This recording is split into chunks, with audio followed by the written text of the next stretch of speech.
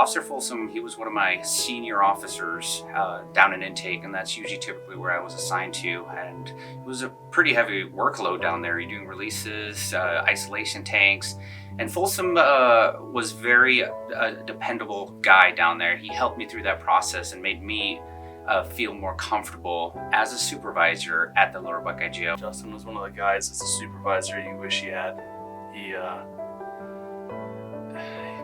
He was just a great guy.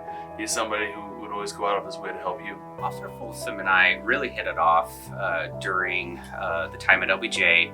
I was having a conversation with somebody, and I mentioned that I played a video game, EverQuest, and he overheard the conversation, and he was talking to me about it, and he's all, "You really still play that game because it's back in 1999?" And I'm like, "Yeah, unfortunately I really do. This game I grew up with, and I'll play it from time to time." And he was really into it and really interested, so he's all, "Hey, let me know how to get it." So after work, we contacted each other, and I helped him set it up. And from the get-go, I mean, we hit it off on that game, and that's how me and him just kind of hung out. Instead of like the normal going out, we hung out on the game 3 times a week. We just scheduled a time. We were both night shift. We got on the game and played for hours until we had to go to bed. I always remember he would go out of his way to help us as supervisors learn intake. We weren't familiar with it because primarily we would leave him at intake.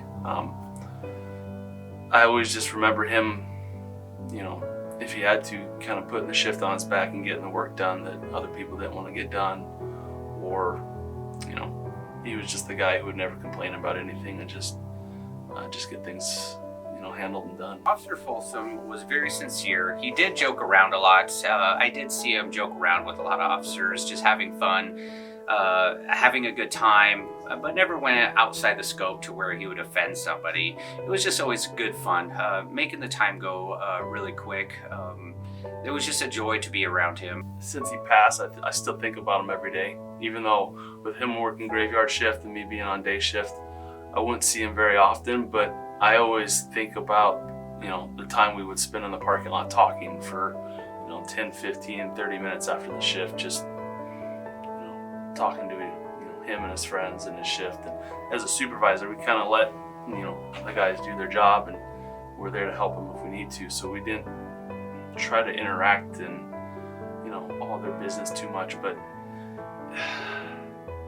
I think anybody who knew him is gonna miss him. It's definitely sad that I can't talk to him no more, whether work related or even the game that we play. It is a very unfortunate event, and definitely will miss him due to the interaction that I had with him constantly. I think I just wish more people had the opportunity to work with him, because just the way he treated, you know, fellow employees, we need more of that right now.